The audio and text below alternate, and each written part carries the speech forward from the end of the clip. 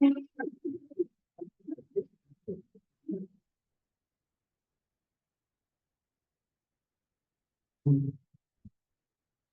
So next हमारा आता है chapter 10, appointment of an auditor when he is indebted to a concern. So अब यहाँ पे ये लोग क्या बोल रहे हैं कि देखो, a member of the institute in practice और a partner of a firm और अ प्रैक्टिस फर्म और a related of a such member or partner shall not accept appointment as an auditor while is indebted to a concern or giving guarantee or provided any security in connection with indebtedness of any third person for limits fixed in the statute in other cases for amount exceeding rupees 1 lakh।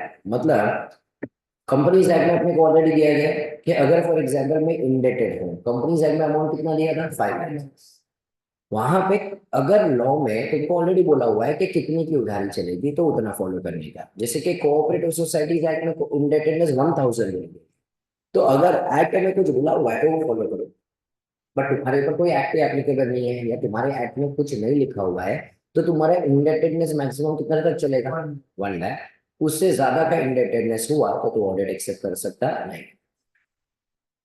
So D, who conducts the tax audit under 44 AB of the Income Tax Act, has received a fees of 2,50,000 on a progressive basis। मेरे को बताओ क्या होगा यार।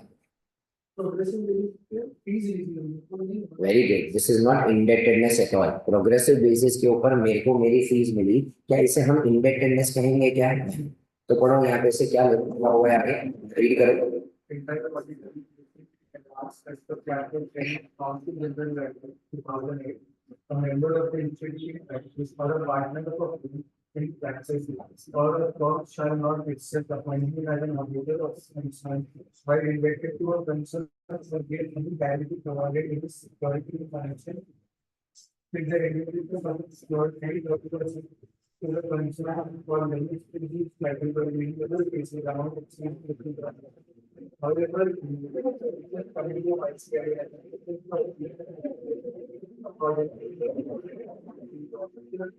I plan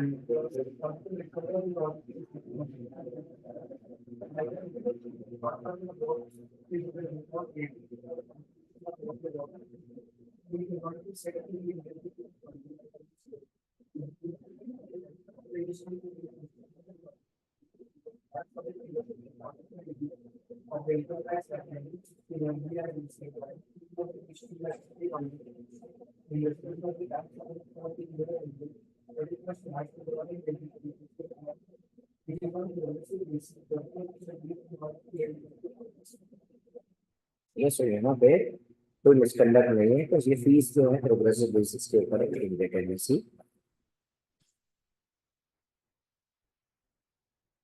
Next, direction in case of unjustified removal of the purpose. A member of the institute shall practice shall follow the direction given by council or an appropriate committee on behalf of any other, to him being becoming the incoming auditor not to accept the appointment in case of unjustified removal। Clause 8 में या फिर communicating with him in writing, वहां पे हमको है ना क्या बोला गया था, 139 फॉलो नहीं हुआ है और क्या नहीं हुआ है, अनडिस्प्यूटेड फीस है। ये लोग ने एक और चीज ऐड कर दी, अगर पहले वाले ऑडिटर का अनजस्टिफाइड रिमूवल मतलब विदाउट एनी रीजन उसे निकाला जा रहा है, तो इनकमिंग पार्टनर को ये ऑडिट एक्सेप्ट करना चाहिए। ये रिकमेंडेटरी नहीं है, ये मैंडेटरी है। Council general guidelines are not recommendatory in nature, those are mandatory in nature. फिर उसके बाद गाइडलाइन 6 तुम्हें मैं अभी मैंने ऑलरेडी तुम्हें पढ़ा दी टेंडर की, एक बार रिवाइज करते। क्लास 6 में अपन क्या बोला था, क्या हम टेंडर अप्लाई कर सकते हैं? दो चीजें थी, या तो हमें इनविटेशन आया या तो नहीं। इनविटेशन नहीं आया तो नहीं कर सकता। इनविटेशन आया तो वहां पे देखो, it is only for CS और for others. It is only for CS तो क्या होना चाहिए, और अगर समझो सबके लिए तो अपन ने बोला। फिर बाद में ये वाली चीज ऐसे 700 में तुम्हें कवर करवा ली थी वीडियो। मार्केट में बहुत सारे ऐसे लोग थे जो चार्टर्ड अकाउंटेंट नहीं थे, फिर भी क्या कर रहे थे, डॉक्यूमेंट साइन करके दे रहे थे। इसको ये मैल प्रैक्टिसेस को कर्व करने के लिए, बंद करने के लिए उन्होंने क्या बना दिया, एक तो पढ़ो यहाँ पे से टू कर्व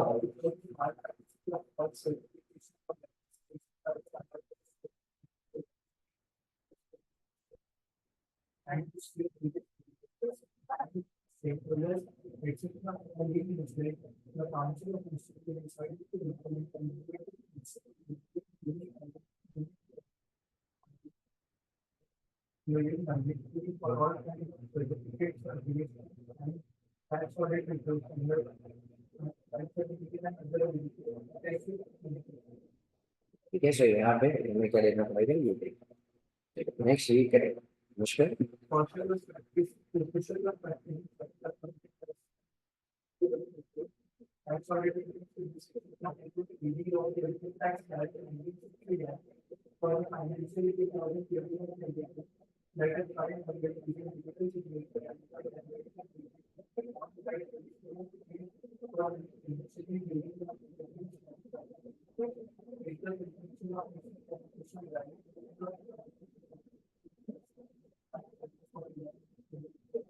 देखिए सर, यहाँ पे उसने क्या किया, are file using digital signature without generating. तो टैक्स ऑडिट रिपोर्ट दे के चल देगा क्या। फिर नेटवर्क गाइडलाइंस याद करो, क्लॉज 7 के अंदर पढ़ाया था। लोगो गाइडलाइंस भी कहाँ पे पढ़ाया था, क्लॉज 7। तो जो जो गाइडलाइंस अपने वहाँ पे रेलेवेंट है वो चीज अपने वहीं पे क्या करनी है। सो ये हमारे सारे क्या हो गए, क्लॉज 1 के ऊपर जाता था।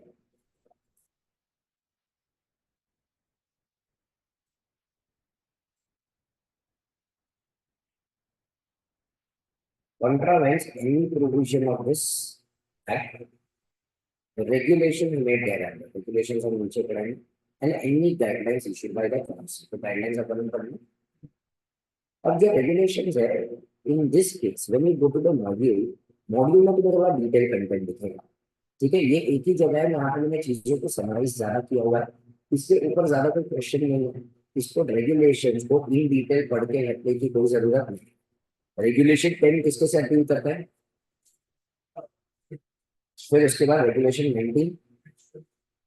मतलब अगर समझो, याद करो अपन ने पढ़ा था स्टार्टिंग में पार्ट 1 में कि मेंबरशिप कब से रिस्टोर होगा। याद करो, अगर हमने फीस पे नहीं की है तो सेम ईयर में पे कर देते हैं तो उसी दिन से, सेम ईयर में नहीं पे किया तो जिस पे किया उस दिन से। फिर ऑर्डर है तो ऑर्डर में जो लिखना है उसके हिसाब से।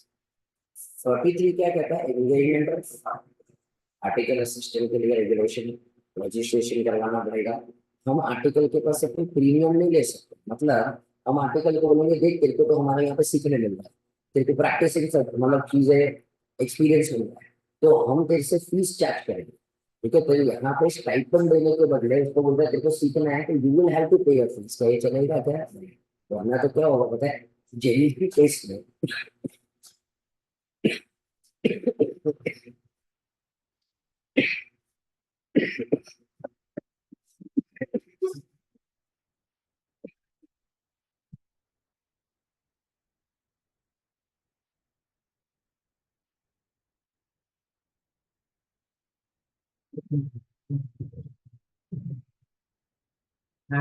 ये केस में, जेन्युइन केस में काफी बार जो बिफोर और नेक्स्ट साइड काफी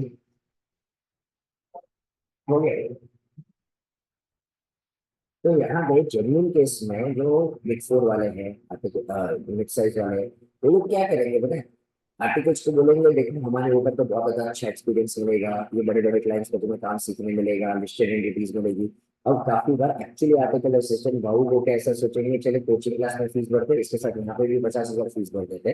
तो बोला गया कि तुम आर्टिकल के पास से कोई प्रीमियम नहीं ले सकते, उनको क्या देना पड़ेगा, हमें stipend. Part time employment as a CA हम एक्सेप्ट कर सकते हैं, यस प्रोवाइडेड वहां पे जो परमिशन है। रिस्ट्रिक्शन ऑन फीस जैसी चीज निकाल दी गई है, और मैं कोई भी फीस चार्ज कर सकता हूँ, कोई मिनिमम फीस नहीं। फिर रेगुलेशन 56 बनाया गया है, termination of assignments of articles. फिर बाद में articles can not engage in any other occupation. मतलब ये आर्टिकल है और साथ ही साथ में तो क्या कर रहा है, तो और अपना स्टार्टअप चला रहा है, कोई और बिजनेस चला रहा है, तो आर्टिकलशिप कहाँ कर रहा है, तो वो देखो मना कर दिया गया है, तो वो नहीं कर सकते। नेक्स्ट, फिर बाद में कंप्लेंट अगेंस्ट द एम्प्लॉयर। ठीक है, मतलब अगर सभी तुम्हें लग रहा है कि तुम्हारा आर्टिकल, तुम्हारा एम्प्लॉयर तुम्हारे पास कोई भी आड़े टेढ़े काम करवा रहा है, सही से चीजें नहीं कर रहा है, तो you can complain against engagement of audit assistants के लिए सारे रेगुलेशन एंड 190 है जो हम ऑलरेडी पढ़ चुके हैं कि कोई और बिजनेस या ऑक्यूपेशन में हम जा सकते हैं। अब पॉइंट्स टू बी नोटेड क्या है बेटा, ये ऊपर जो रेगुलेशन है ना उसी के पॉइंट है। जिस पॉइंट के ऊपर सवाल आता है या आ सकता है उसी को मैंने थोड़ा एलैबोरेट किया।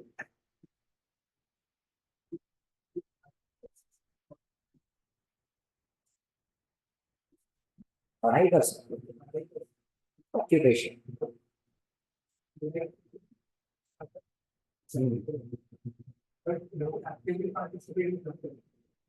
ऑफिशियली नहीं। नेक्स्ट ये क्या होता है, monthly payment of stipend to every article.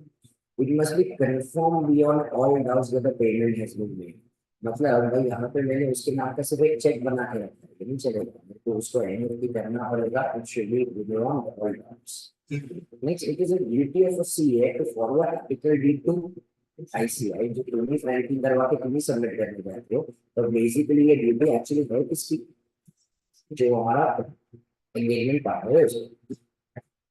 A CA can't take a loan from an enterprise in which article is invested. देखो मैंने जहाँ पे आर्टिकल है फॉर एग्जांपल उसी के पापा से या उसी की कंपनी से लोन लिया, और वो आर्टिकल मेरा बाप बन के लगेगा, बोलेगा कि सर आपको इतना लोन लिया, चुपचाप मेरे को ये काम करना है, ऐसे काम करना है, तो वहाँ पे मना कर दिया जाए। However, he may accept from the same from any enterprise where article's relative is interested.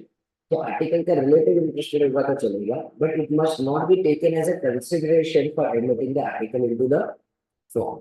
मतलब मैं यहाँ पे जहाँ पे वो खुद इंटरेस्टेड है वहां से कोई लोन नहीं ले सकता, उसका कोई रिलेटिव वहां पर इंटरेस्टेड है तो वहां पर से लोन ले सकता हूँ, कोई प्रॉब्लम नहीं है। पर ऐसा प्रूव नहीं होना चाहिए क्योंकि उससे लोन लिया इसी की वजह से वहां पर सारी चीजें की गई है। Now, no premium can be accepted by the CA from the article, and practice work should be performed only after obtaining a certificate of fitness. Question number three is like 114. Here it's title amount. Here the article training Mr. H.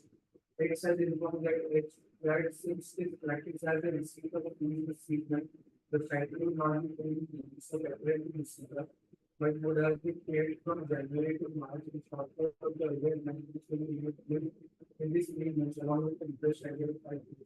तो ऐसा नहीं चलेगा ना, interest के cycle करो या कुछ भी, यहाँ पे क्या होना चाहिए, यहाँ पे it should be paid so without beyond sufficient loss.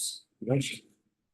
The manager of EBC Private Limited was executed executive of certificate respect of the convention statement of raw material because having certificate of CA executive certificate to the manager of the application practice of and apply this statement to the institute of the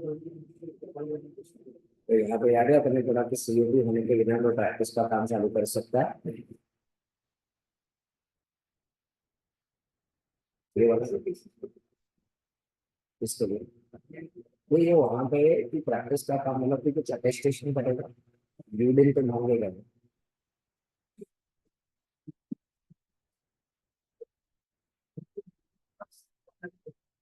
line को नहीं, पर ICI को तो पता चल जाएगा ना। अभी मल्टीपल चीज लीडिंग यही रहेगा। फॉर एग्जांपल पहला वाला ऑडिटर रिजाइन करके तेरे को अपॉइंट करेंगे तो वहाँ पे आरओसी के फॉर्म्स अपलोड करने पड़ेंगे। सी ये सब वहाँ पे कोई गवर्नेंस रखने नहीं बैठेगा, और ये सारी चीजें देखने से कोई गवर्नेंस ऐसा देखने नहीं बैठा कि तेरे को नोटिस आ जाएगा। 116 अपन ने पढ़ा, वहां पे अपन ने क्लॉज 3 वाला भी पढ़ा था, तो वहां पर आर्टिकल असिस्टेंट वहां पे टाइम पे नहीं आ रहा था, फिर भी इंस्टीट्यूट को बोले थे टाइम पे आ रहा था, तो दोनों नॉन कंप्लायंस हुआ। फिर बाद में 118 सेम उसी के वाला था, ठीक है। फिर उसके बाद नेक्स्ट 119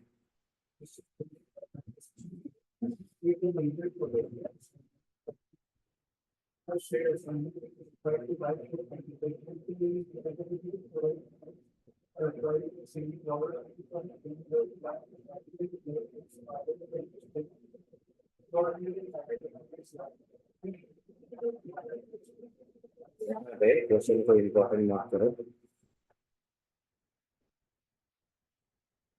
आंसर करो। accepting a loan from the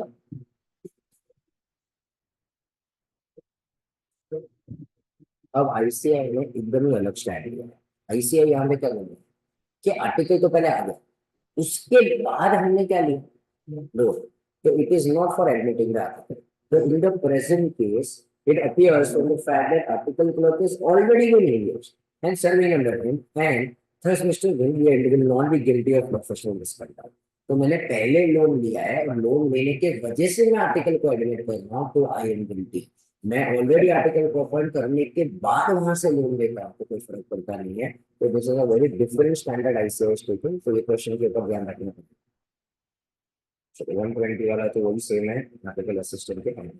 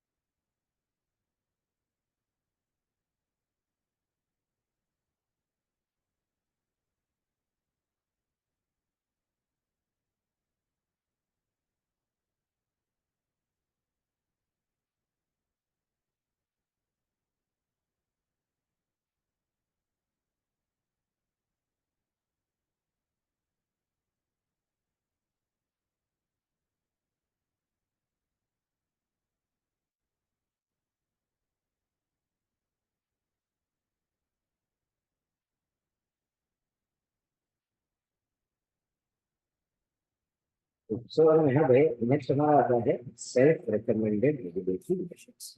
अब रिकमेंडेड भी मतलब ये सारी चीजें हेल्दी प्रैक्टिस के लिए है। Now, as members are aware, the council has decided certain self-regulatory measures in order to ensure healthy growth of the profession and an equitable and a flow of profession among the members. These are reviewed from time to time and are published in the Journal of the Institute for Observance by the member. The self-regulatory measures are recommendatory. तो अब just because it is self-recommended regulatory, तो obviously ये क्या हो जाएंगे recommendatory. These are not mandatory. However, considering the spirit underlying the measure, council expects that each and every member will effectively implement. तो भले ये recommendatory है, पर हम तो expect कर रहे हैं कि सारे के सारे लोग इसे क्या करेंगे। The more important of these recommendations are as branch audit. Branch audits of a company should not conducted by its consisting 10 or more members, but should be conducted by the local forms of the auditor consisting। obviously branch audit वो क्या बोल रहे हैं, statutory auditor है। Statutory auditor के पास 10 से उससे ज्यादा मेंबर, तो उन्हें नहीं करना चाहिए, ब्रांच ऑडिट किसी और को करना चाहिए। लॉजिक ये है कि ज्यादा से ज्यादा लोगों को प्रैक्टिस का काम करना। अगर तू एक स्टैट्यूटरी ऑडिटर है, तेरे पास 10 से ज्यादा मेंबर्स है, तो ऑलरेडी एक बड़ी कंपनी, एक बड़ी फर्म, तेरे को वैसे भी काम मिलने वाला है, तो तू ये ब्रांच ऑडिट किसी और को लिए छोड़ दे। This should not be understood to mean a restriction on the right of the statutory auditor have to access over the branch accounts। तो भाई वहां पे ब्रांच ऑडिट को व्यवहार करेगा, पर उसके पास तो जो राइट है वो ब्रांच अकाउंट्स के ऊपर वो रहेगा। This restriction shall not apply to the first group, where the accounting records of the branches are maintained at the head office। अब समझो यार उसके अकाउंट्स हेड ऑफिस पे ही बने, तो हम क्या करेंगे, जो स्टैट्यूटरी ऑडिटर है वही कर लेगा, भले 10 से ज्यादा नहीं। where significant operations are undertaken of a company and head of its branch। तो भले ब्रांच है, पर ब्रांच ही क्या कर रहा है, सिग्निफिकेंट ऑपरेशंस कर रहा है, तो उसको ऑडिट कौन करेगा, ये ब्रांच। ये हमारे बारे किसके बारे में था, ब्रांच।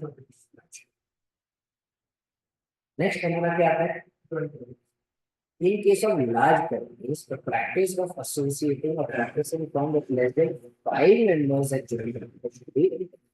मतलब फॉर्म में कितने मेंबर्स होने चाहिए, 5 से कम, बट लेकिन वो लोग को जॉइंट ऑडिटर्स चाहिए।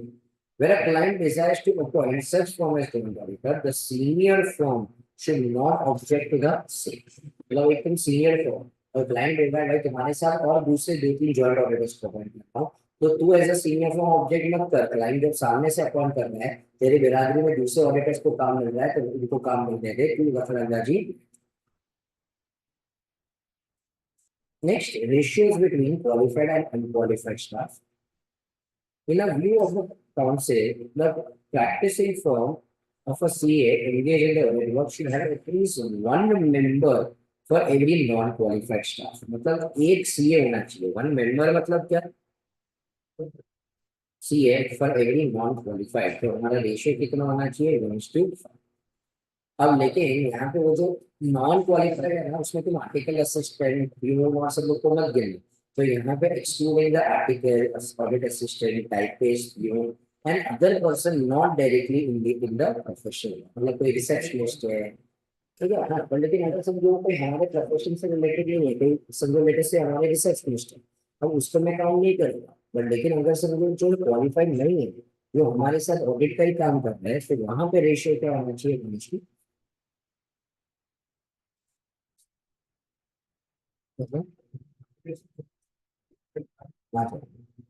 यस आएंगे ना, उसमें कवर आए हो जाएंगे, नॉन क्वालिफाइड में हो जाए, so there is, yes you will B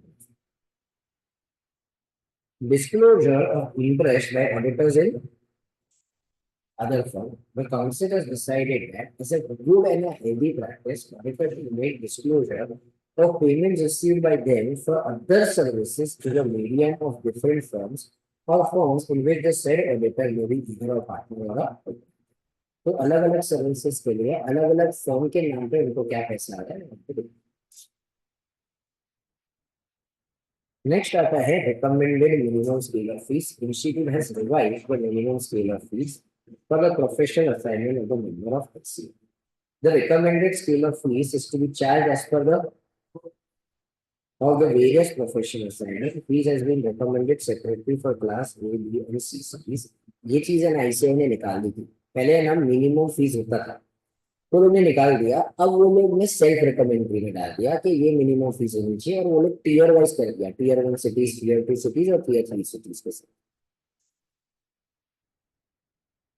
next, fees, as I said, different disclosure requirement for non-public interest entities and public interest. For non-public interest entities, disclosure is required for 2 consecutive years. The gross annual fees from the audit client represents more than 40% of the total fees of the firm. For public interest entities, disclosure is required where for 2 consecutive years, gross annual fees from an audit client represent more than, तो ये लोग क्या बोल रहे हैं, non public interest entities. Non public interest entities मतलब क्या, जो खुद का काम करती है, जिसको पब्लिक से कोई लेना देना नहीं।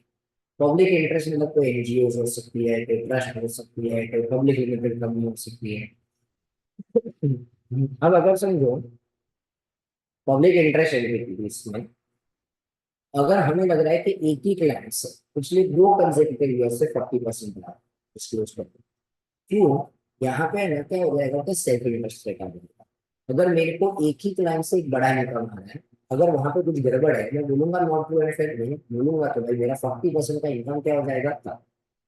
पब्लिक इंटरेस्ट एंटिटी है, वहां पे वो लोग बोले 40% भी नहीं, अगर 20% भी है तो भी उससे हमें अलग से क्या करना पड़ेगा।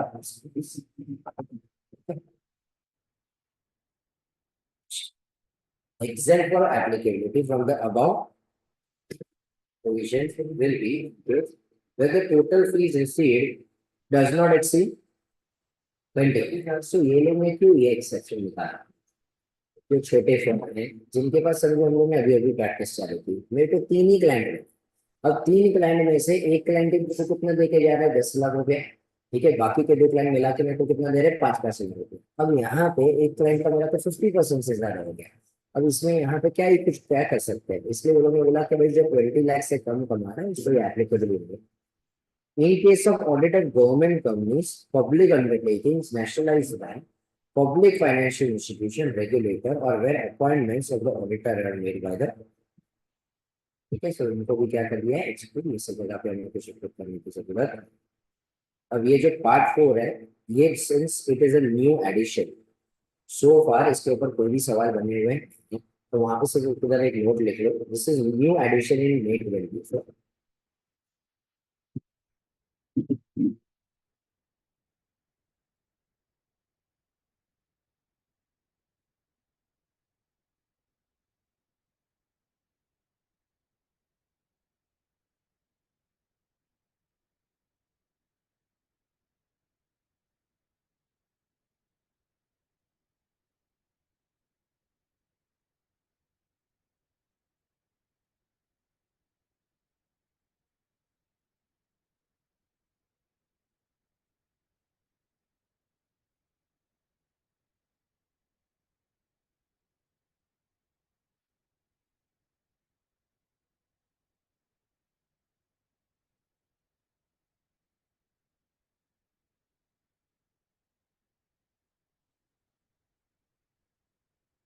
हम हमारा नोट लिखते क्या देखो, this is a new edition in net value for modules, hence there are no questions asked so far.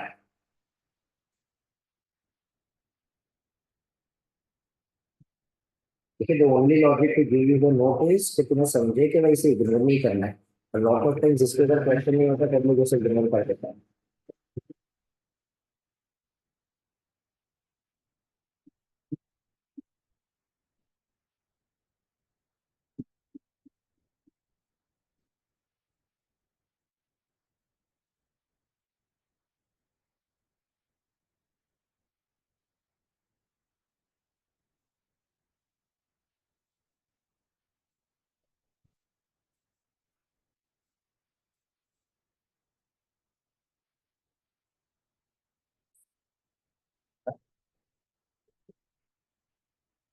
थोड़ा बच्चे सी वन पे का कुछ कंपेयर करके चल रहा है।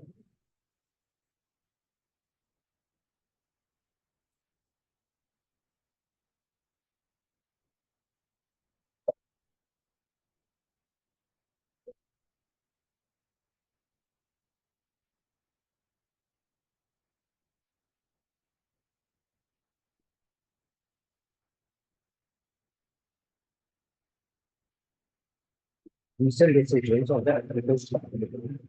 जैसे अभी सुप्रीम कोर्ट अगर कोई क्या देता है, वो क्या बन जाता है act।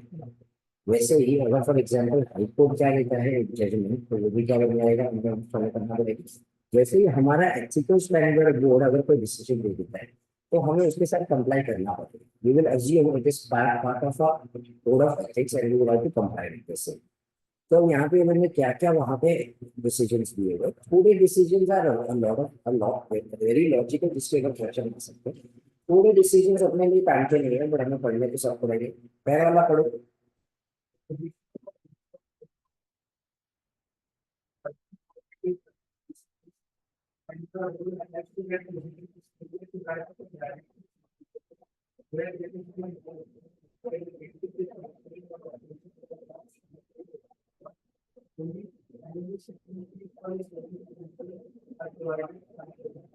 तो जैसे कि हमें डायरेक्टर सिंपलिसिटी बनने के बाद किया था, याद करो मैंने डायरेक्टर सिंपलिसिटी को मैं समझाया था।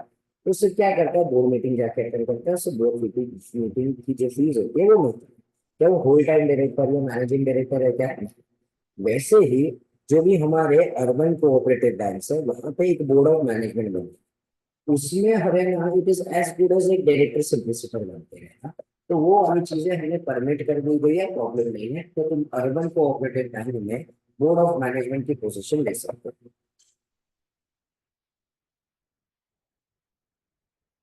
Next, member in practice, very important, can not act as a trademark or a patent attorney.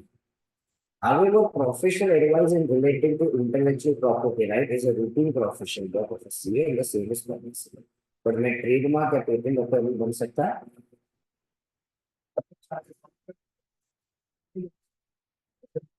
Practice, जो प्रैक्टिस नहीं कर सकता, तो वही हो जाएगा ना, नहीं चलेगा। से थोड़ा आगे बढ़ो।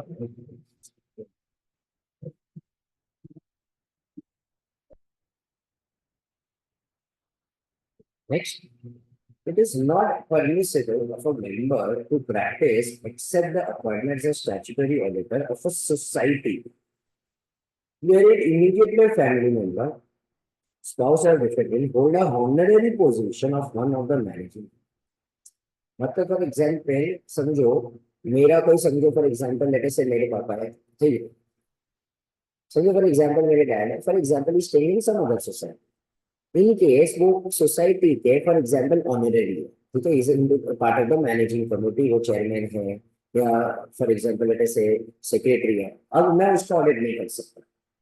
सी वापस ये हो जाएगा ना कि अगर वहां पे if dad is doing something wrong in the managing committee, तो मैं थोड़ी सबको जाके बोलूंगा। इसलिए it is not permissible for a member in practice to accept appointment of a statutory auditor of a society where the immediate family member of the member holds honorary position.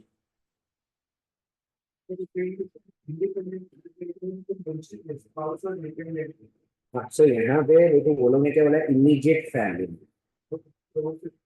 एकदम immediate, मतलब फिर बाद में देखे थोड़ा बहुत तो कैसा हो जाएगा ना कि थोड़ा it is open to interpretation.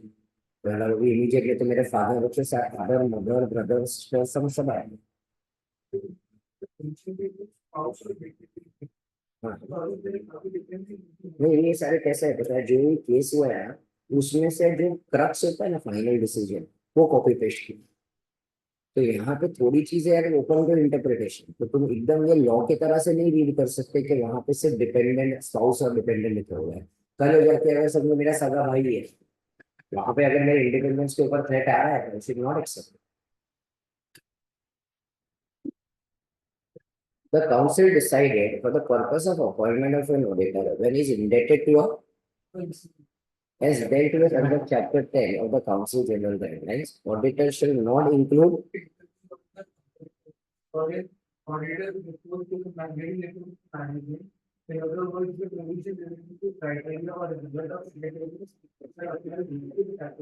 समझ रहे हो, तो यहाँ पे मैं बाहर वाले को रिपोर्ट दे रहा ना, तो मेरे इंडिपेंडेंस की वजह से मेरे ऊपर इम्पैक्ट है। अब मैं इंटरनल ऑडिटर है, इंटरनल ऑडिटर तो याद करो कंपनी का जो एम्प्लॉय है उसको भी अलाउ किया गया है। तो अब मैंने इंडिपेंडेंस से तो क्या फर्क पड़ता है, कंकरेंट ऑडिटर में भी क्या फर्क पड़ता है, मैं रिपोर्ट मैनेजमेंट को ही बना के दे रहा हूँ, तो मैंने मैनेजमेंट से लोन लिया तो क्या फर्क पड़ता है। तो जब हम आउटसाइडर को रिपोर्ट देते हैं, तब मेरे को वहां पे क्या होना चाहिए, इंडिपेंडेंस नहीं होनी चाहिए, बाकी सब जगह पे इंडिपेंडेंस होगी तो चलेगा। Next,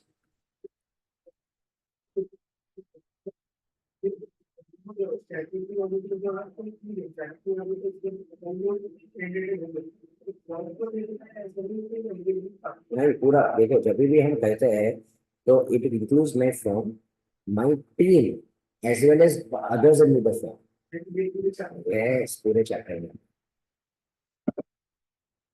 a CA firm may register itself on Udyoga, a web portal of पहले से भी, तो वहां पे मैं अगर रजिस्टर करना चाहूँ तो कर सकता हूँ लॉगिन भी। There is no prohibition on internal auditor of a company to acquire purchase shares of the same। ठीक है, तो इंटरनल ऑडिटर जो करना चाहे कर सकता है, तो बस आईसीआई ने अभी तो क्या दे दिया डिसीजन सी, वरना काफी बार है ना ये थोड़ा सा एक हमेशा ग्रे एरिया था कि भाई हम ऐसे इंटरनल ऑडिटर खरीदे ना खरीदे, किसी इंटरनल ऑडिटर को भी ऐसे तो थोड़ा बहुत इंडिपेंडेंट ऑब्जेक्टिव भी रखने की जरूरत है, तो ये लोग ने बोल दिया भाई चलेगा।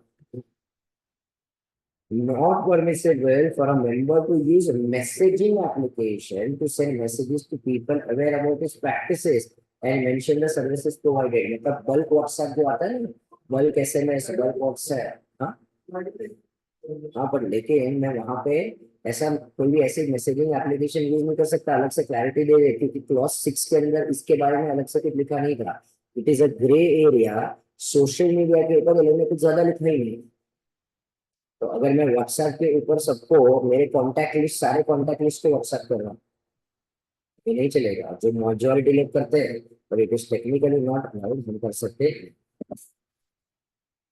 A CA in practice being a director solicitor in a company cannot sign ROC forms of the company as it is a direct conflict of।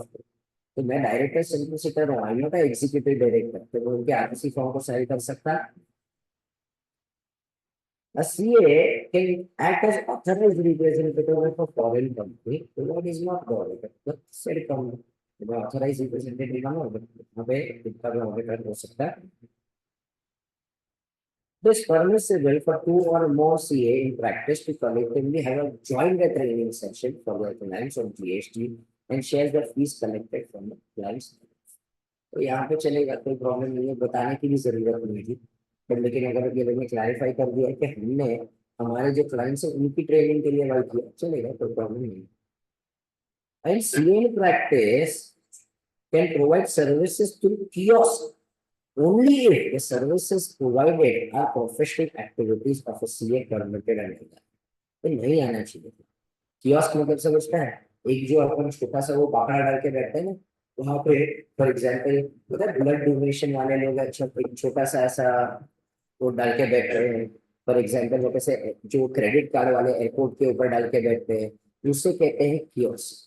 तो ये लोग बोल रहे हैं अगर तुम कियोस्क डालना चाहो तो कियोस्क डाल के बैठ सकते हो, प्रोवाइडेड वहां पे तुम क्या दे रहे हो, प्रोफेशनल सर्विसेज। अब ये इसलिए हुआ कि काफी सारे ना सेमिनार्स और सब जगह पे चालू हुए। काफी सारे सेमिनार्स में चार्टर्ड अकाउंटेंट्स जाके जो बाकी की सर्विसेज है, ऑडिट नहीं बट बाकी की जो सर्विसेज है, लोगों ने वहां पे अपने कियोस्क लगाना क्या कर दिया चालू, कि भाई हम ऐसे सर्विसेज दे रहे हैं। फॉर एग्जाम्पल कच्ची है, कच्ची में केवीओ, तो केवीओ का तुम्हारे चेंबूर का में एक वो होता है जहाँ पे जो भी प्रोफेशनल है सब आके अपने वहाँ पे स्टॉल डालते हैं। It is just for a networking. तो क्या डालते हैं कियोस्क, तो वो चीज को अलाउ कर दिया गया है, ये लोग बोले kiosk. A CA service is allowed to take e-registration if it does not conflict with the employment obligation. However, he cannot certify the, ठीक है, तो यहाँ पे वो ई रिटर्न जो भी रजिस्ट्रेशन चाहिए वो कर सकता है, लेकिन वहां पे वो अपने ही एम्प्लॉयर का सर्टिफिकेट रजिस्टर आई मीन वो सर्टिफाई कर सकता है। In case where a CA in practice is a non-executive auditor, he or a firm in which he is a partner should not accept the appointment as a statutory auditor of a company which is a joint venture of the provisional company as it would impact. क्या समझा सकते हैं? Point number 40. The chartered accountant in practice may be equity research advisor, but he cannot publish his retail report. मतलब मैं equity research कर रहा हूँ, मैं कंपनी के बारे में रिसर्च कर रहा हूँ कि भाई ये कंपनी क्या कर रही है, पैसा इन्वेस्ट करना चाहिए नहीं करना चाहिए, मैं एडवाइजरी दे सकता हूँ, पर कल जाके मैं अपने रिपोर्ट्स पब्लिश नहीं कर सकता। For example if you go to make my sorry Moneycontrol, वहां पे बहुत सारे कंपनी के ना तुमको रिसर्च रिपोर्ट दिखेंगे, मोतीलाल ओसवाल ने रिसर्च रिपोर्ट बनाया है या इंडिया इन्वेस्टमेंट में बनाया हुआ है। तो वहां पे इन दैट पर्टिकुलर केस वहां पे हम लोग क्या नहीं कर सकते, इस तरीके से रिसर्च रिपोर्ट्स पब्लिश कर सकते हैं। ठीक है, तो ये क्या बोला, चार्टर्ड अकाउंटेंट प्रैक्टिस में भी, but he cannot publish the retail report as a total amount to,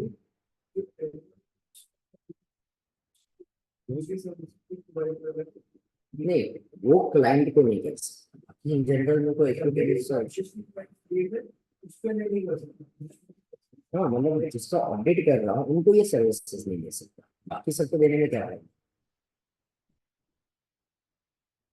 15, there is no conflict of interest in a CA who is a member of the trust. Being the auditor of the framework, it is subject to exemption when particular statute governing the trust prescribes prohibition and a member of a trust to be auditor. तो यहाँ पे अपने पहले ही बोला हुआ है ना, ऊपर ही स्टार्टिंग में पढ़ा हुआ था कि if you are a member of a trust तो ट्रस्ट ऑडिट कर सकते हो। तो पहले 15 पॉइंट्स को रीड करो, फिर उसके बाद आगे की चीजें करते हैं। ऊपर 15 पॉइंट्स को रीड करो।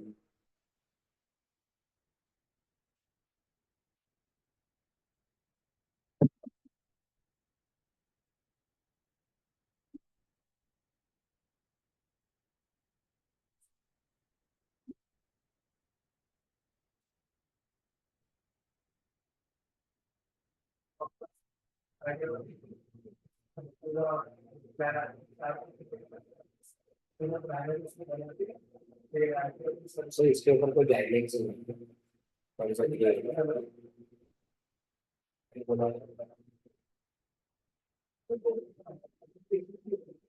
हाँ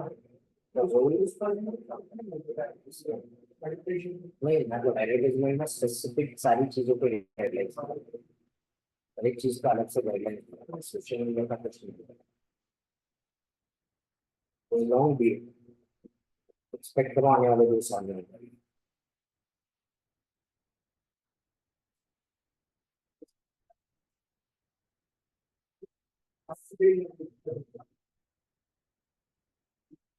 शायद सभी लोग अभी वही कर रहे हैं सोशल मीडिया के कुछ।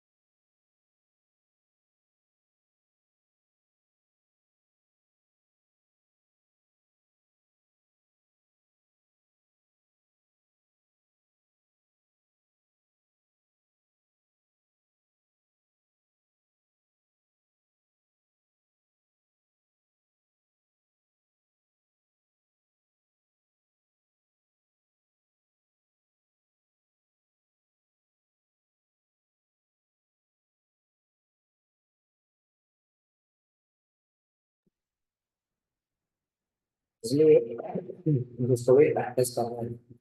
इजीएस्ट तरीका क्या है? अभी तुम्हें इंस्टाग्राम से चला पे, लिंक्डइन से चला पे कम्युनिटी बिल्ड करना चाहते हैं। फॉर एग्जाम्पल इंस्टाग्राम के ऊपर चैनल्स आती है, मेरे चैनल राइट में उन लोगों को स्टार्ट करते हैं, तो कोई भी गाइडलाइंस एप्लीकेबल नहीं है। तो वहाँ पे सिर्फ एजुकेशन पर्पसेस के लिए चैनल, जहाँ पे लोगों को गाइड करते रहे कि फॉर एग्जाम्पल तुम अपने अकाउंट में क्या क्या कर सकते हो। अच्छा तुम सैलरी वाले हो, तो सैलरी वाले क्या क्या कर सकते हैं? मेजोरिटी लोग आज इंस्टाग्राम पे कौन से सैलरी वाले, तो उनको बताओ अच्छा हाउस रेंट अलाउंस दे सकते हैं, बीपीसी में क्या कर सकते हो। फॉर एग्जाम्पल लेते हैं जो तुम्हारा प्रीमियम हेल्थ केयर प्रीमियम तुम्हारा कितना ले सकते हो, तुम्हारे डिपेंडेंट का कितना ले सकते हो, ये सारी चीजें उनको पता नहीं है। अब ये सारी चीजें अगर तुम दोगे तो वो स्टार्ट करो चैनल पे कम्युनिटी। नहीं बट लेकिन they will do it on their own, but लेकिन तुम्हारी कम्युनिटी बिल्ड होती जाएगी तो इक्विटी के लिए। For example they are not that smart, वो लोग को टैक्स हार्वेस्टिंग पता है। What is tax harvesting? आज अगर समझो मैंने म्यूचुअल फंड लिया, 1 लाख रुपए तक जो है वो लॉन्ग टर्म एग्जाम्पल है। मैंने फॉर एग्जाम्पल खरीदा 22 में 1 लाख तक, 24 में फॉर एग्जाम्पल वो हो चुका है 2 लाख रुपया, 2,10,000 रुपये। I should sell it. हाँ, सेल कर दिया, 1 लाख का प्रॉफिट हुआ, एग्जेंट हो गया। नेक्स्ट डे वापस मैं परचेस करूंगा, this is called as what? Tax harvesting. ये अपने को पता है, अपने लिए चीज है, पर बाकी थोड़ी मार्केट में तो पता है। लोग जो म्यूचुअल फंड में इन्वेस्ट कर रहे हैं, जाके पूछ सकते कितने लोग टैक्स हार्वेस्टिंग कर रहे हैं। मतलब आई वुड से ऑलमोस्ट 90% लोग तो नहीं करते हैं। तो वहां पे ये सारी चीजें दी गई कि तुम देखो व्हाट इज द रिक्वायरमेंट और अपना एक कम्युनिटी बिल्ड करते जाओ। You should do this in your free time, office office में बैठ के। नेक्स्ट हमारा आता है point number 60। A CA in practice may engage himself with the RA registration authority for obtaining BSc। जो तुम्हारे ऑफिस में भी तुमने देखा रहेगा कि तुम खुद ही काफी बार रजिस्टर्ड अथॉरिटी होते हो फॉर ऑब्टेनिंग बीएससी। काफी बार इसके डायरेक्टर्स को तुम खुद ही बीएससी प्रोवाइड करते हो, क्या ये चलेगा? यस। सी इसमें सब में ना, ये सब में प्रॉफिट मार्जिन अच्छे होते हैं। एक डीएससी का खर्चा होता है 2,000 रुपये, तो लेकिन अपन को डायरेक्टर को 5,000 रुपये मिलेंगे।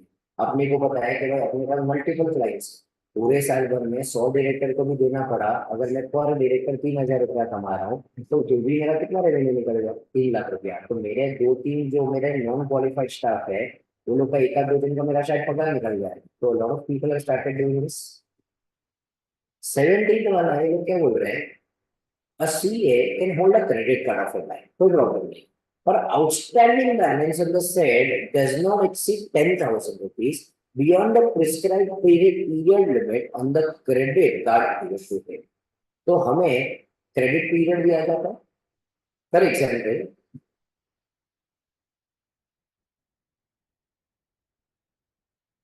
now for example, this is समझो मई के मंथ का क्रेडिट कार्ड स्टेटमेंट। और for example 33,000 amount, minimum amount कितना बोला गया है 727, जो मेरे को अभी पे करना पड़ेगा। बाकी का अमाउंट मैं क्या कर सकता हूँ, रोल ओवर अगले महीने में, भले मेरे को वो लोग क्या लगाएंगे, इंटरेस्ट। हमें बोला गया है कि क्रेडिट पीरियड पेमेंट का ड्यू डेट क्या है 4 जून। 10,000 से ज्यादा तो ड्यू नहीं है। 10,000 रुपया तो क्या कर, नेक्स्ट मंथ कैरी फॉरवर्ड कर, बाकी का पैसा तेरे को क्या कर देना पड़ेगा अभी। नहीं, अभी मैं रोल ओवर कितना कर सकता हूँ 10,000।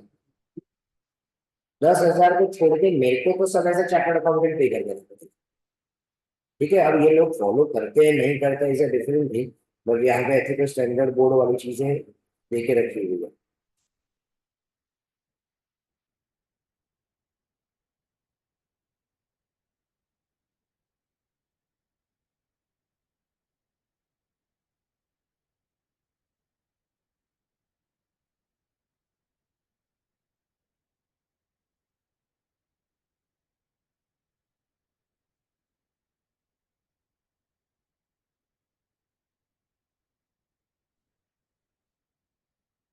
एटीन वाला क्या कह रहा है, a CA in practice can act as a mediator in court, since acting as a mediator will be deemed to be covered within the meaning of arbitrator।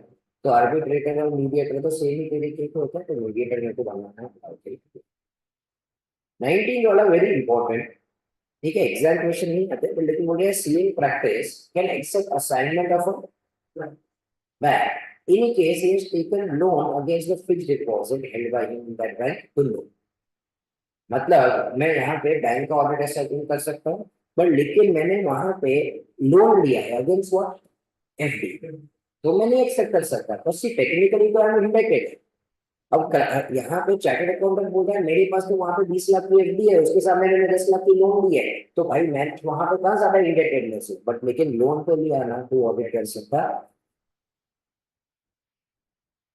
20 Rule 11 of the Income Tax Act, statutory auditor, tax auditor cannot become valuer of unquoted equity shares of the same entity। तो same company के तो वहां पे unquoted equity shares का valuation कर सकते हैं। The board at its meeting decided that where law prohibits such prohibition on statutory auditor, tax auditor to be the valuer will continue, but there is no specific restriction under any law to permissible।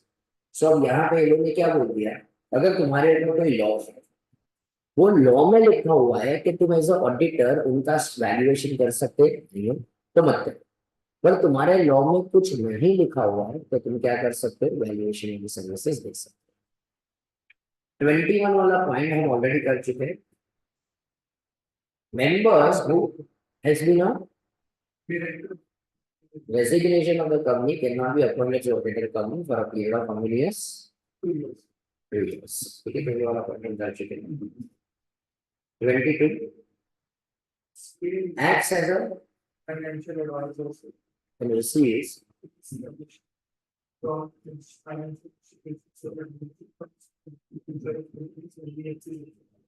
ठीक है, सो यहाँ पे civil practice if you act as a and receive fees commission from financial institution such as mutual fund नहीं चलेगा।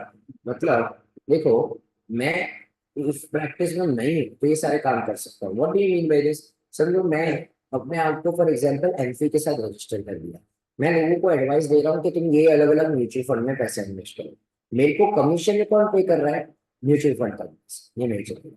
मैं गलत advice नहीं दूंगा शायद अपने क्लाइंट को, इसलिए लोगों ने बोला तुम प्रैक्टिस में हो तो ये सब कर सकते हो। ठीक है, अब यहाँ पे लोग सब क्या करते हैं, किसी और के नाम पे ये करवा लेते हैं और फिर video. A CA in practice exercise lien over the documents। तो हम लीन एक्सरसाइज कर सकते हैं।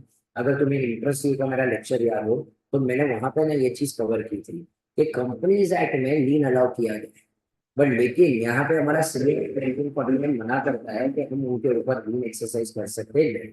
वो लोग बोल रहे हैं कि देखो, अगर तुम उनके बुक सब कर लोगे तो हमारा नाम कितना बदनाम होगा। कैसा न्यूज़पेपर में क्या छपेगा कि चार्टर्ड अकाउंटेंट भाई बुक दबा के बैठा हुआ है, कोई लॉजिक नहीं है। ऑल्सो ये लोग बोले कि भाई देखो, अब फिजिकल बुक्स तो है ही नहीं ना, अब सारे बुक्स कौन से फॉर्म में, डिजिटल फॉर्म में। अब तू क्या करेगा, वो लोग का सर्वर उठा के थोड़ी लाके लेके आने वाला है, तो एक हार्ड डिस्क लेके आएगा वो लोग के पास, तुझे और बैकअप पड़ा रहेगा। तो लीन वाली चीजें पे जा रहे हैं। 24 वाला बोल रहे कि देखो, from the print vision and values behind the visiting card, मतलब ये भाई तुम्हारा क्या हो गया, ये एडवर्टाइजमेंट बोल रहा हूँ भाई, अगले 5 साल तक मेरे पास ये एक क्लाइंट होगा, इतना काम होगा, ये होगा, it will amount to soliciting. 25th, a CA in practice can take agencies of UPI, GIC, MSBI, no, same logic, मैं फाइनेंशियल एडवाइजर जैसा हो गया मैं, तो मैं यूपीआई, मैंने ट्रस्ट ऑफ इंडिया, वो अपने को बोला था रिन्यूएबल, बाकी कोई चीज नहीं। इसलिए देखना एलआईसी में लिखा हुआ, a CA in practice permissible to be a member of a sector of a trust। तो मैं वैसे भी ट्रस्ट के लिए तो अलाउ किया गया। CA in practice can hold a custom broker license, तो मैं इन प्रैक्टिस में हूँ तो मैं कस्टम ब्रोकर लाइसेंस बोल कर सकता।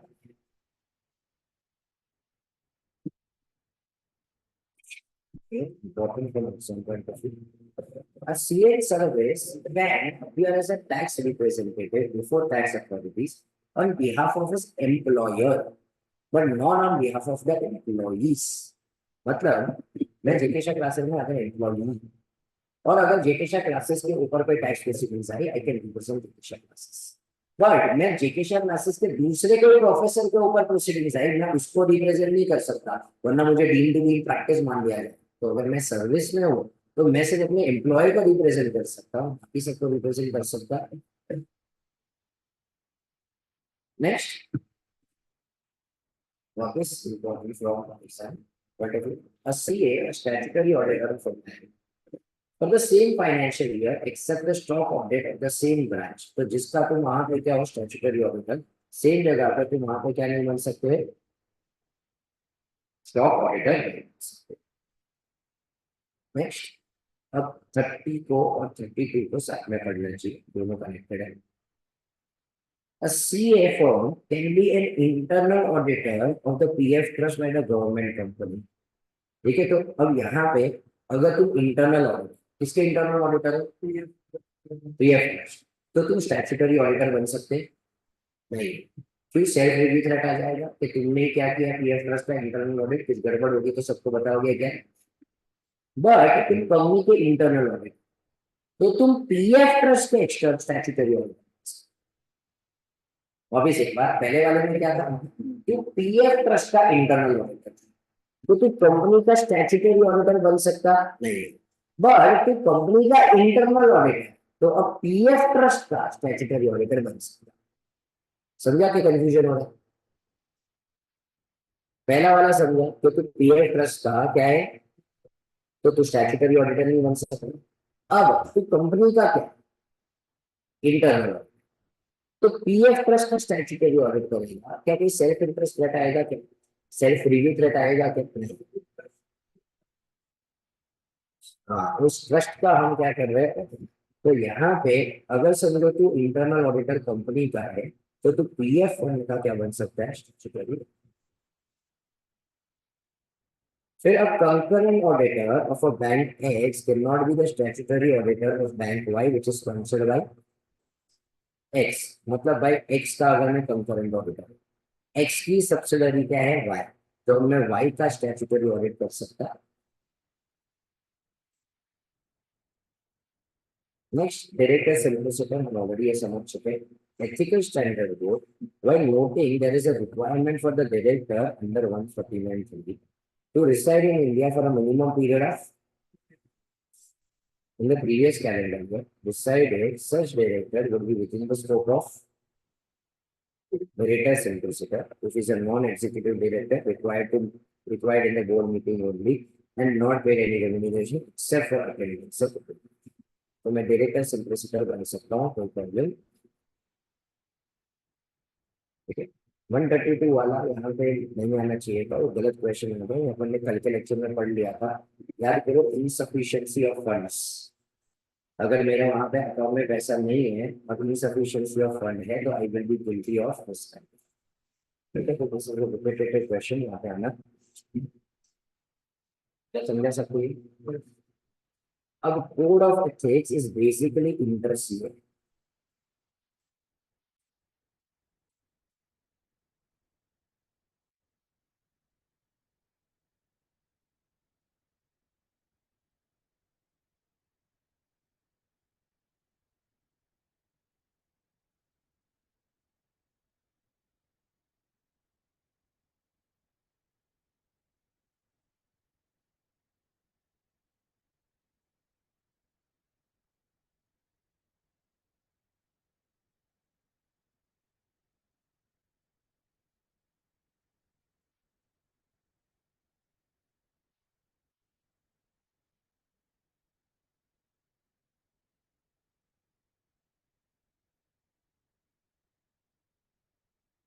सो अब यहाँ पे कोड ऑफ एथिक्स क्या है? कोड ऑफ एथिक्स में अब ये लोगों ने हमको वो सारी चीजें दी है जो अपन ने इंटर में पढ़ी, इंटर में नहीं। मैंने ये सारे टॉपिक्स तुमको फाइनल में भी रिवाइज कर याद करो। 5 फंडामेंटल प्रिंसिपल्स है।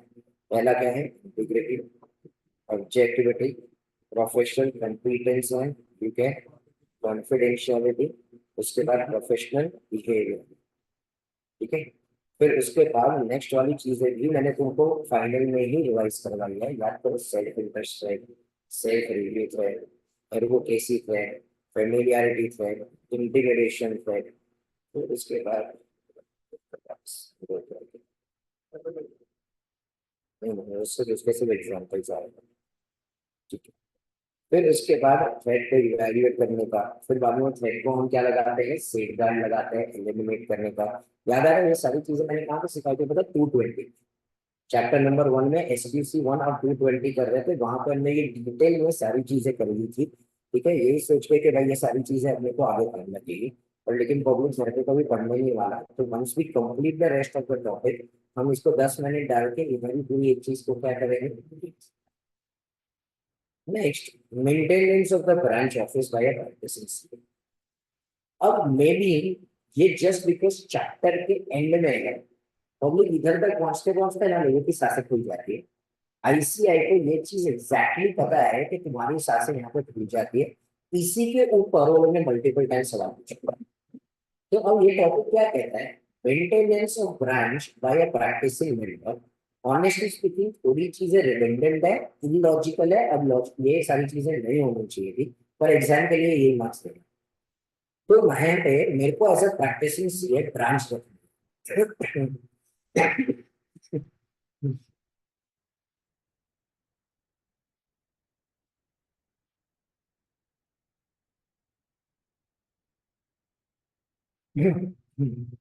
सो एज अ प्रैक्टिसिंग सीए मेरे को यहाँ पे क्या रखनी है? ब्रांच। क्या मैं ब्रांच रख सकता हूँ? यस, तो any number of branch. Provided वहां पे एक सीए इंचार्ज होना चाहिए या मेरा पार्टनर होना चाहिए जो मेरा फुल टाइम है। वरना ये लोग क्या बोले पता है? फ्रेंचाइजी बिजनेस में सब school। तो देखो, ब्रांचेस खोलनी है तो एक्सपेंड कर, पर वहां पे है ना एक पर्सन इंचार्ज होना चाहिए जो चार्टर्ड अकाउंटेंट होना चाहिए। वो या तो तेरा पार्टनर होगा या तो तेरा क्या होगा। तो याद करो, allows any person to practice in name unless such a person is also a CA in practice and is in partnership with or employment। तो मैंने मुंबई को छोड़ के अहमदाबाद में पहुंचा डाल सकता, पर वहां पे एक सीए इंचार्ज होना चाहिए। बट वो सीए मेरा क्या होना चाहिए? पार्टनर, या तो मेरा क्या होना चाहिए। ठीक है, अब उस इंसान को इंचार्ज में कब करूंगा? जब वहां पे वो एटलीस्ट 182 डेज रहता है। कितने दिन रहता है? 1282 डेज। मतलब मैं क्या करूंगा? मैंने एक ब्रांच बड़ा में खोली, वडोदरा में खोली, राजकोट में खोली, सूरत में खोली। मैंने गुजरात में कितनी ब्रांच खोल दी? 4। चारों जगह पे एक ही बंदे को इंचार्ज बना दिया कि भाई you are the Gujarat head. चारों जगह पे फिर वहां पे क्या करेगा? मैनेज। क्या चारों जगह पे वो खुद फिजिकली प्रेजेंट होगा? बट लेकिन बहुत अच्छा सा इंटरेस्टिंग सा लाइन ये लोग ने ऐड किया है, ये क्वेश्चन पढ़ो एक please. who attends the office or resides in the city where such office is situated at least for 180 days in a year. पहले से इतना था, उस सिटी में 180 days था, सिर्फ इतना था, आगे की लाइन अभी ऐड की। In such other circumstances, as in the opinion of the executive committee, establish such active association. अब वो लोग बोले भाई इस सिटी में 280 days but 180 days है कि नहीं है, ये मैं एस्टैब्लिश कैसे करूं? अरे भाई अगर समझो रेसिडेंशियल के लिए तुम एक इंडिया में रेसिडेंट के लिए भी क्या देखते हो 180 डेज, पर वहां पे 180 डेज देखने के लिए उसका पासपोर्ट है, date of entry date of exit passport के ऊपर छापा है, उससे मैं देख सकता हूँ। अब मेरा बंदा कितने दिन गुजरात में अहमदाबाद में रहा, कितने दिन वहां पे वो राजकोट रहा, कितने दिन सूरत रहा, इसका कहीं का रिकॉर्ड है हमारे पास। तो we have zero record, how can we prove 180 days? तो लॉट ऑफ टाइम 180 डेज का कोई प्रूफ होगा क्या? तो मैं एक्टिव एसोसिएशन प्रूव कर देता हूँ। एक्टिव एसोसिएशन मतलब ये जो पर्सन इंचार्ज था यही सारे डिसीजन ले रहा था, वही सारी चीजें वहां पे आके करता था, ये भी प्रूव कर दिया कुछ नहीं था। अब वो 182 डेज की जो रिजिडिटी है वो उनके वहां क्या करने निकाल सी वाइस वर्सा जाता है। काफी बार 180 डेज से कम है पर मैं एक्टिवली नहीं संभाल रहा हूँ, वाइस वर्सा मैं उधर ही रह रहा हूँ 300 दिन पर, लेकिन कभी ब्रांच पे गया ही नहीं। सिर्फ मेल से उसको क्या बना के रखा हुआ इंचार्ज, मतलब मैंने क्या किया, मेरे को अहमदाबाद में सूरत में राजकोट में चाहिए था, हर एक जगह पे एक एक बंदे को सीए को मैंने बना दिया, पर वो जिंदगी में कभी जाता भी नहीं है, वो जस्ट मेरा स्टूडेंट रहा है, वो लाइफ में कुछ और काम कर रहा है, सिर्फ उसको पेपर के ऊपर क्या बता दिया वहां पे तो चलेगा, क्या बताओ वहां पे एसोसिएशन। तो this is a very good point है, बट लेकिन वो लोग ने अपने थोड़े क्या वीडियो बना के एक्सेप्शन। अब पहला एक्सेप्शन क्या कहता है, दिस इज थोड़ा सा नॉट रेलेवेंट। अगर समझो एक मेंबर प्रैक्टिस करता है इन हिली एरियाज, क्या मेंबर प्रैक्टिस करता है, तो temporary office may be open in place in the winter only for the 3 months। अब फॉर एग्जाम्पल मैं हिली रीजन्स की बात करूं, जैसे कि फॉर एग्जाम्पल अगर हम लद्दाख की बात करें, लद्दाख में थोड़ी ऐसे एरिया है यहाँ पे ना विंटर में सर्वाइव करना इज इम्पॉसिबल। फॉर एग्जाम्पल एक सोनो रिव्यू करके जाए, पूरे गांव का पॉपुलेशन मेरे हिसाब से 200 होगा मैक्सिमम, उस 200 में से भी there are only 40 people who stay there in winter from the month of November to February. बाकी के जो 140 लोग हैं, 150 जितने भी लोग हैं बाकी के सब सब लोग सिटी में आ जाते हैं, ले सिटी में, वहां पे टेम्परेचर वहां पे भी अपने लिए तो बहुत ज्यादा होता है, but still they come there because it is survival. पर वहां पे सोमोरिरी में the temperature goes down to -20। वहां पे कोई नेटवर्क टेलीकम्युनिकेशन नहीं है, आर्मी भी सिर्फ सैटेलाइट फोन के थ्रू एक दूसरे के साथ कम्युनिकेट कर पाती है। वहां पे रोड, पक्का रोड क्या रोड, कच्चा रोड जैसी भी कोई चीज है नहीं। वहां पे the nearest hospital is at least 2 to 3 hours, यहाँ पे बेसिक चीज मिलेगी, और अगर सारी चीजें चाहिए तो इट इज ऑलमोस्ट 12 hours। तो वहां पे लोग रहते ही नहीं है। तो अब अगर समझे मेरी ऑफिस वहां पर है, क्या मैं विंटर में वहां पे रह पाऊंगा? अब मैं कहाँ पे आ जाऊंगा, मेरे से। अब ये चीज आज ले वहां पे नए सिटी में ये सारी चीजें होती है, बट अगर मैं देखूँ ये एक्ट बना था 1949, तब हमारे जितने भी नॉर्दर्न रीजन्स थे, ठीक है, मैं उत्तराखंड बोलूँ हिमाचल बोलूँ, वो सब जगह पे इतना इंफ्रास्ट्रक्चर था ही नहीं तो वो लोग वहां पे ऊपर काम कर सके, तो वो लोग हमेशा कहाँ पे आते थे, नीचे वाले एरियाज में। इसलिए वो लोग ने बोला जो तुम नीचे वाले एरिया पे आया है, technically it is not a branch, you are yourself coming down from the hilly areas to the, but आज के डेट में ये क्यों relevant? 2 reasons। One, we have a good infrastructure. Second, ऐसे रीजन्स में कोई सीए प्रैक्टिस नहीं करना है। मेरे को बताओ जहाँ पे 200 का पॉपुलेशन है वहां पे अपना एग्जामिनेशन सेंटर नहीं है, मेरे को बताओ वहां पे कोई सीए प्रैक्टिस कर रहा होगा क्या? तो आज के डेट में रेलेवेंट नहीं है, सिर्फ एग्जाम के लिए अपने लिए रेलेवेंट है, क्वेश्चन आते हैं। तो for a member practising in hilly areas, temporary office may be opened only for temporary office may not be correspondence may continue at the permanent place। अब ये भी क्या है, लॉजिकल है, बोल रहे करस्पॉन्डेंस कहाँ पे चलेगा, परमानेंट। अब वहां पे वो हिली रीजन में कुछ है ही नहीं, लोग सांस नहीं ले पा रहे, अब तुम बोल रहे कम्युनिकेशन उधर ही चलेंगे, before coming to the plain and close of such temporary office, हर बार आईसीआई को बताना था, तो ऊपर से नीचे है आईसीआई को, नीचे से ऊपर गया आईसीआई को।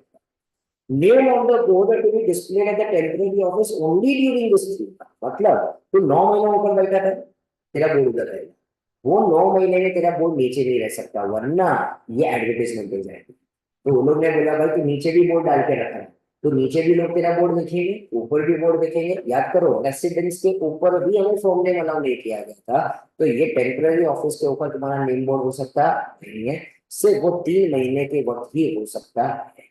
तो इतना डिटेल गाइडलाइंस बना के रखा है कि जिसका अभी कोई लेना देना नहीं। सेकेंड वाला point is relevant, if it is situated in the same premise. होता है ना, मतलब फॉर एग्जांपल तुम्हारे काफी जगह पे होता रहेगा कि तुम लोगों ने रूबी बिल्डिंग में फॉर एग्जांपल 7th फ्लोर लिया, थोड़े बाद तुमने एक्सपेंशन किया तो 9th फ्लोर पे चले गए, सेम प्रेमाइस में या तो सेम सिटी में है। अब सिटी के लिए भाई वहां पे जो भी अपना म्यूनिसिपल कॉर्पोरेशन सिटी का डेफिनेशन देता है, जैसे कि मुंबई में मुंबई और थाने क्या हो गए, अलग सिटी हो गए। मतलब मेरा एक ऑफिस बोरीवली में है, दूसरा ऑफिस थाने में है, अलग सिटी हो जाएगा। हम मुंबई बोलते हैं उसको, तो टेक्निकली क्या हो जाएगा अलग। समझो मेरा एक ऑफिस मुलुंड में है, दूसरा ऑफिस वाशी में है, तो वापस क्या हो जाएगा, वो सिटी के डेफिनेशन से अलग, तो मेरा सेम सिटी में होना चाहिए। Second, within 50 kilometers from the municipal limits of the city in which first office is situated। Now they realize कि एक ऑफिस किधर है, वो एक ऑफिस किधर है, थाने।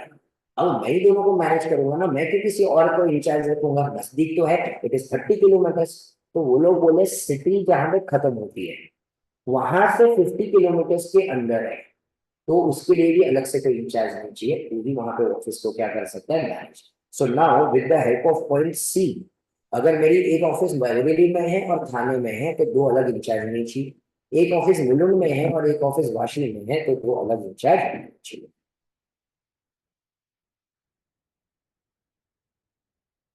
क्लियर?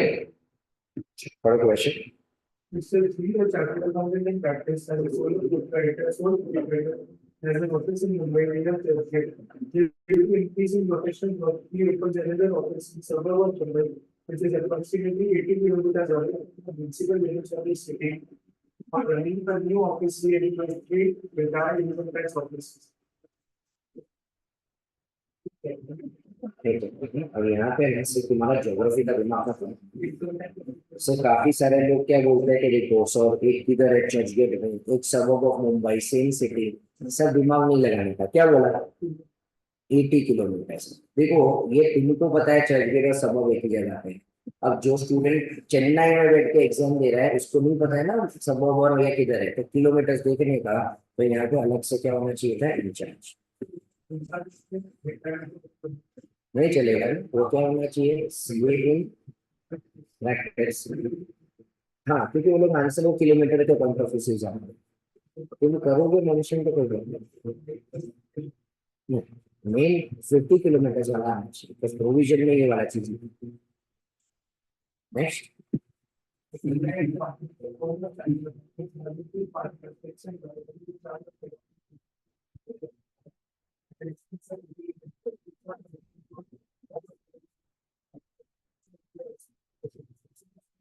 Very good.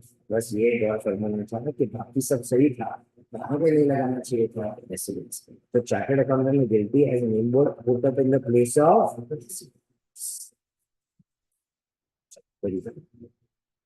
अब बंदी गोबर सा सवाल है, KYC no, but this is asked for fairness. ठीक है, ये अमेंडमेंट आया है, ठीक है, तो जिस साल अमेंडमेंट आया आईटीपी में वही साल में एग्जाम में छापी। केवाईसी नॉर्म में हमारे पास क्या होना चाहिए, पहले क्या होना चाहिए, अगर क्लाइंट इज तो पहले क्या आएगी, उसमें क्या आएगा,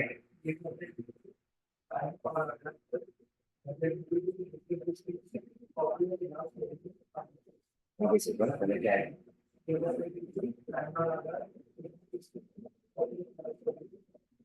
फिर उसके बाद क्या आएगा उसमें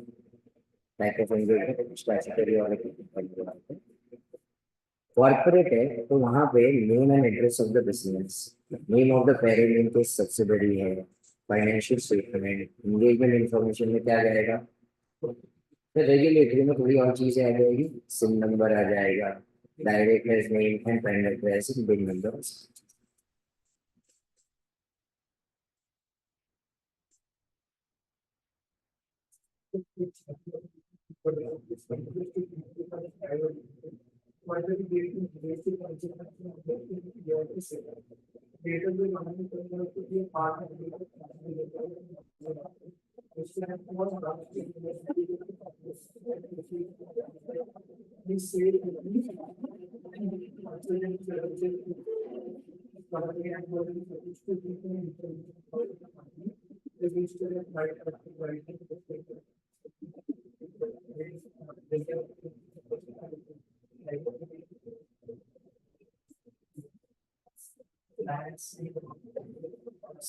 तो हम लोग को पूरा का पूरा क्या लिख के आना पड़ेगा, केवाईसी।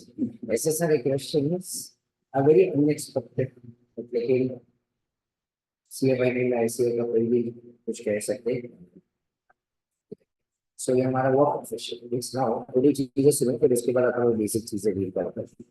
अब यहाँ पे when you prepare, you will always prepare पीछे से, तो वहां पे एक नोट लिखो ना कि यहाँ पे केवाईसी नाउ खत्म हुआ, या फिर तब करो जहाँ पे प्रोफेशनल एथिक्स चालू हुआ वहां पे लिखो, वरना तुम ये नोट करोगे नहीं। यहाँ पे प्रोफेशनल एथिक्स चालू हुआ वहां पे लिखो।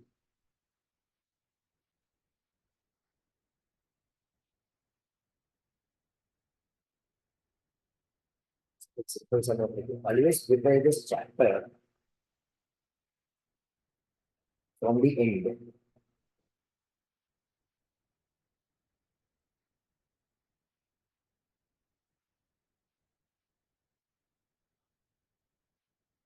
This part 6, 5, 4, and so on.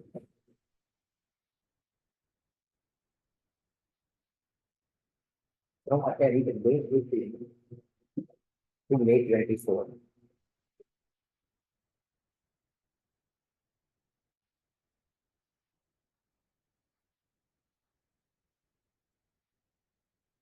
More questions are asked from parts other than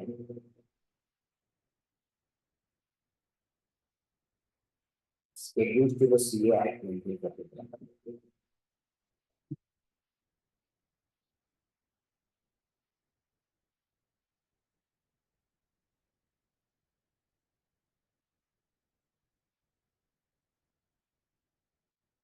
दूसरा वहां पे देखो, solve May 24 converts RTP and exam papers in writing.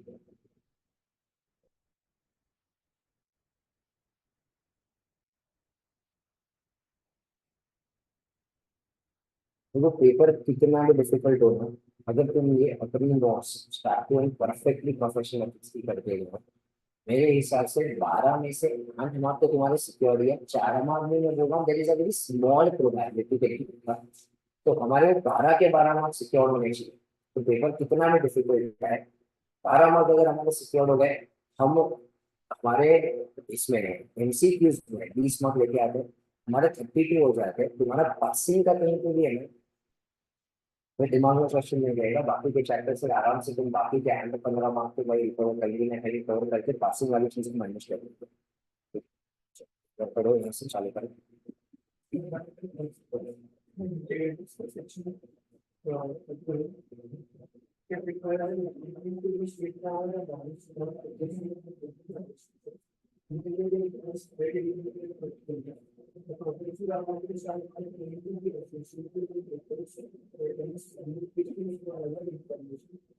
Where the article begins by information contains activity also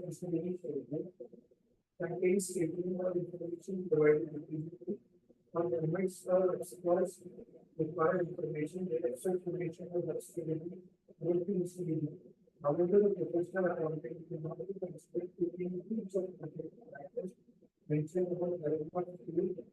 If the professional accounting provides a modified reporting in respect of such all information factors, many professional accounting becomes aware of the relevant accounting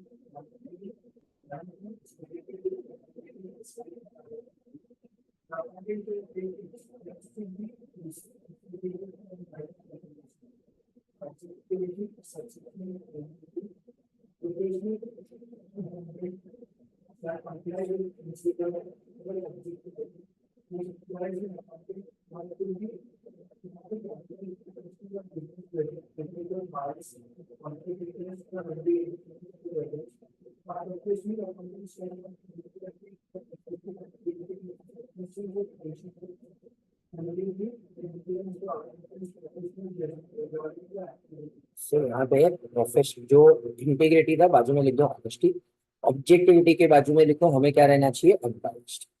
ठीक है, आगे की rule करो discipline.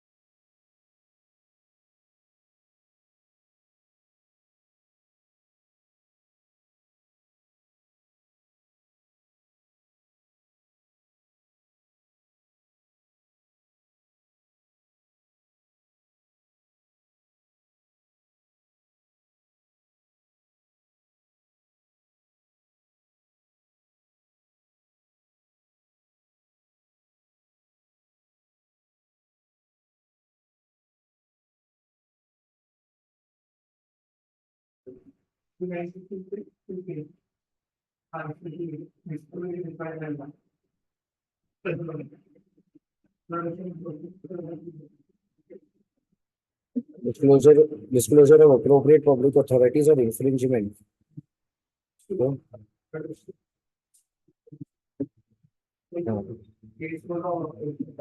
हाँ,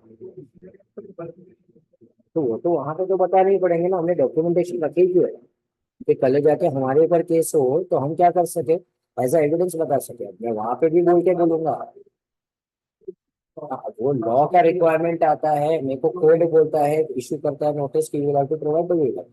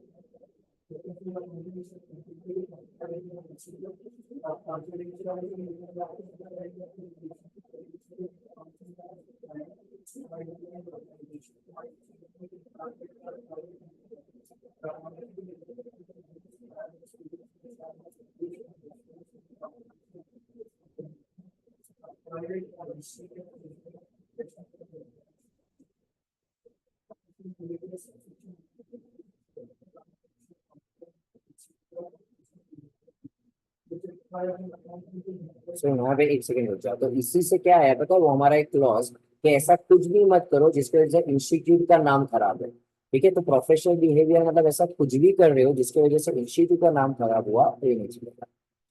ठीक है, तो professional accountant should comply with the principle of professional behavior which requires accountant to comply with laws and regulation and to avoid any conduct that accountant knows or should might discredit the profession.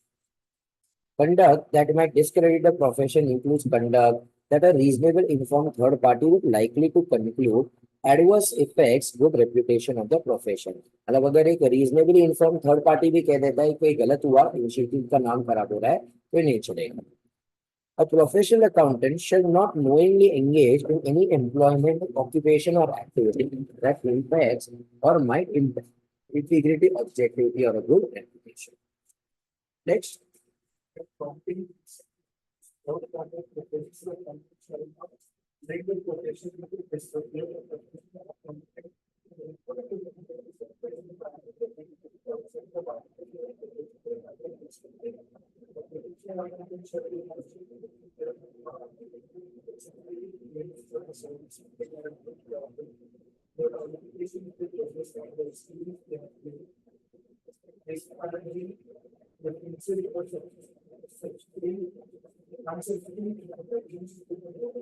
मतलब दूसरे के सामने हम ऐसा अनसब्सटैंशिएटेड मतलब disparaging reference नहीं दे सकते। याद करो, हमने बोला था दूसरे सीए के पास से काम मांगना है तो मांग लो, पर अपने आप को सुपीरियर क्लेम कर रहे हो, बोल रहे हो काम अच्छे से नहीं कर रहे हो, नहीं चलेगा।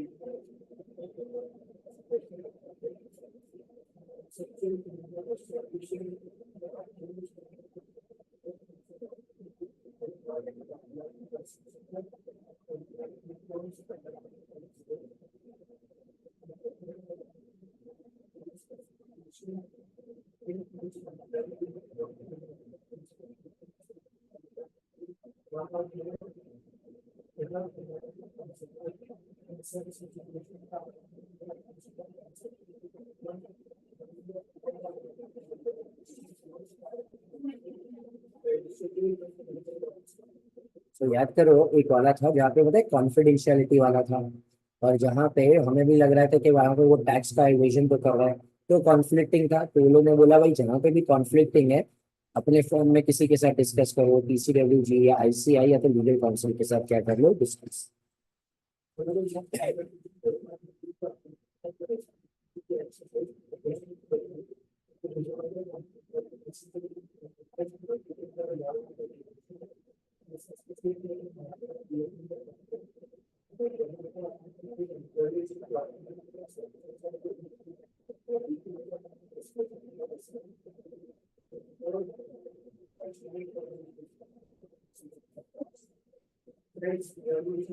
सो यहाँ पे याद करो 5 तरीके के थ्रेट है। पहले थ्रेट को क्या कहते हैं? Self interest, self review, advocacy, familiarity. सीधा एग्जांपल्स में समझा था।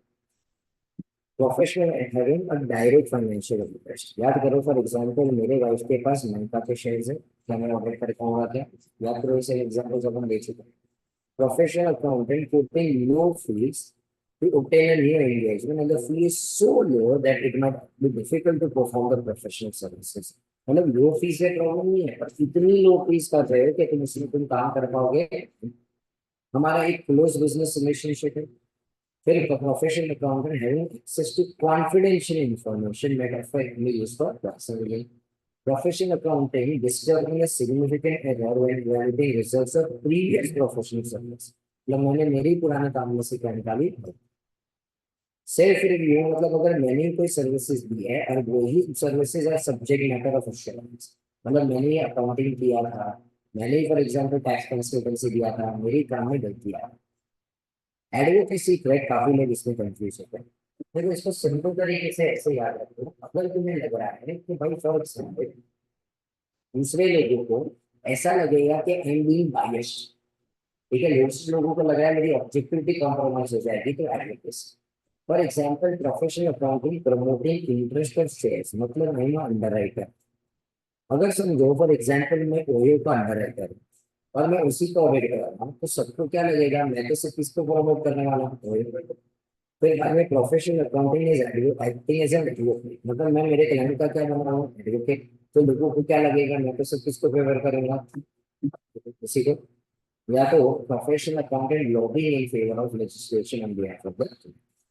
फिर ये आई थिंक मतलब सामने वाले के साथ जान पहचान है, फैमिली मेंबर है, लॉन्ग एसोसिएशन है, सामने से पहचान है।